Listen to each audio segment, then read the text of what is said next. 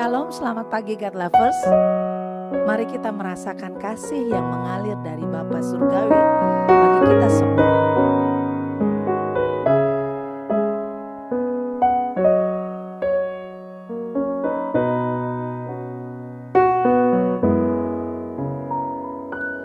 Kasih dari surga memenuhi tempat ini.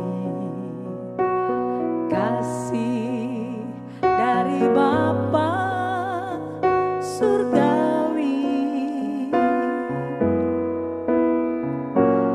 kasih dari Yesus mengalir di hatiku, membuat damai di hidupku.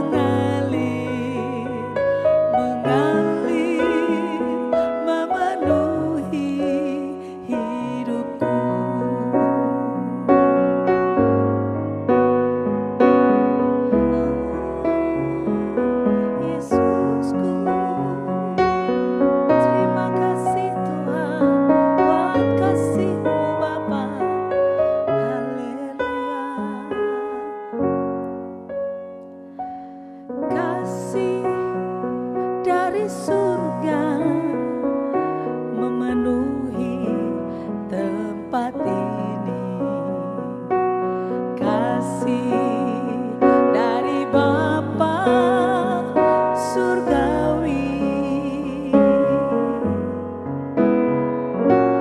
kasih dari Yesus mengalir di hatiku,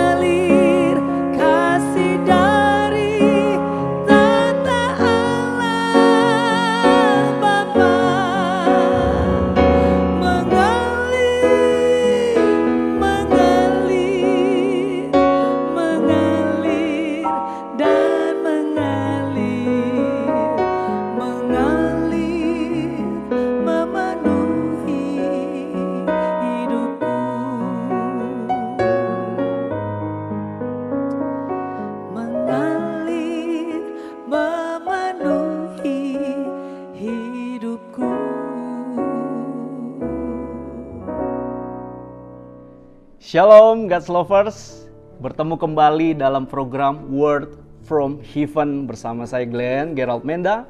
Dan kita masih ada di dalam tema besar kita, yaitu kejatuhan manusia modern. Dan di bagian ketiga ini subtemanya adalah terpaksa bangkit. Saudara pernah berpikir atau merenungkan apa maksud dari kata terpaksa bangkit? Maka kita hari ini akan melihat apa maksud dari subtema ini. Saudara, kalau kita pernah mengalami atau mengamati, melihat kondisi sekitar ataupun melihat teman kita, saudara kita, pernah nggak kita melihat bahwa ada orang-orang yang datang kepada Kristus dalam pelayanannya di dunia ini, misalkan gitu, dipaksa karena satu hal dan lain hal. Misalkan mereka mengalami sakit penyakit, mungkin ada hal-hal yang mungkin mereka rasa dalam hidup mereka harus diselamatkan atau harus ditolong oleh Tuhan Yesus, sehingga mereka terpaksa datang kepada Tuhan.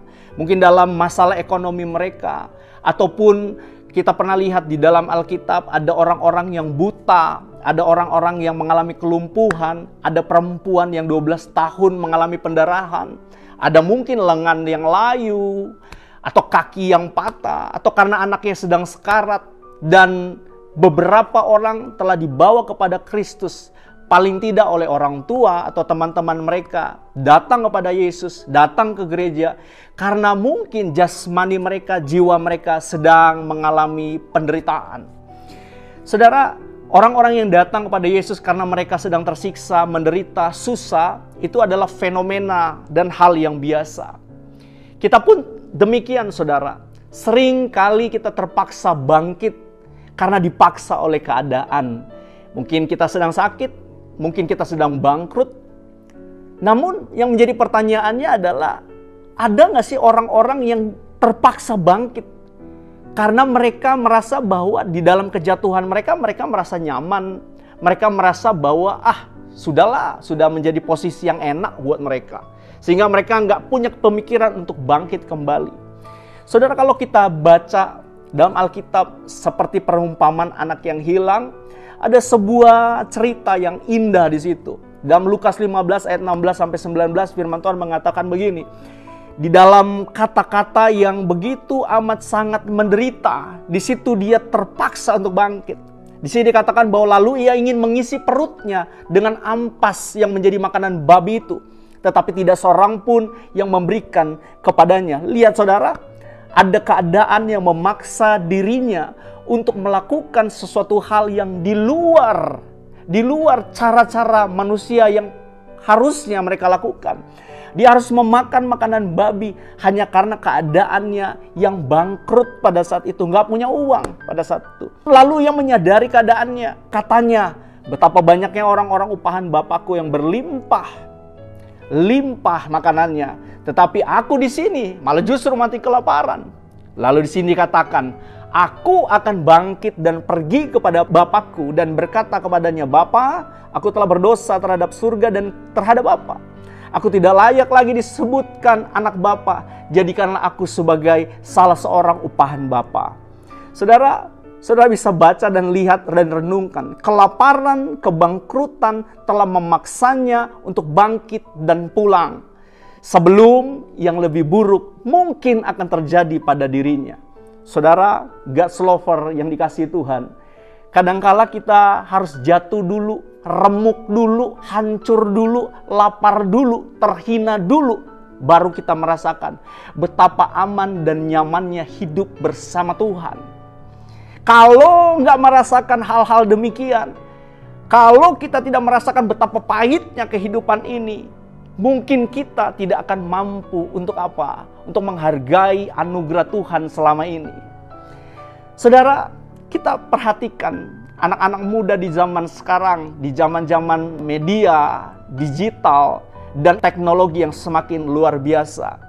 Mereka mencoba untuk hidup mandiri, hidup idealis. Sampai-sampai saya temukan ada beberapa anak yang mencoba untuk hidup di luar pengawasan orang tuanya. Hidup mau bebas, melakukan apapun. Namun pada akhirnya mereka jatuh dan merasa malu untuk kembali. Memang saudara, penyesalan selalu datang di belakang. Tetapi ingatlah satu hal, Tuhan tidak pernah menolak apalagi membuang mereka yang telah jatuh. Ketika mereka kembali, pintu anugerah tetap terbuka bagi mereka.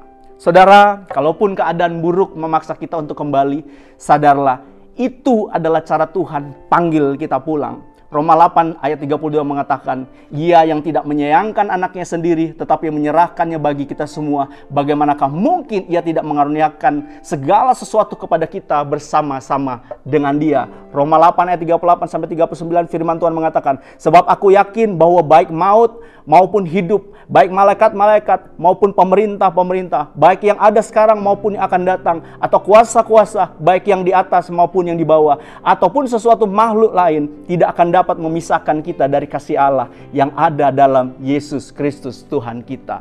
Saudara, kalau saudara harus terpaksa bangkit, bangkitlah dan pulang kembali kepada Tuhan yang memanggil kita. Tuhan Yesus memberkati, kita berdoa.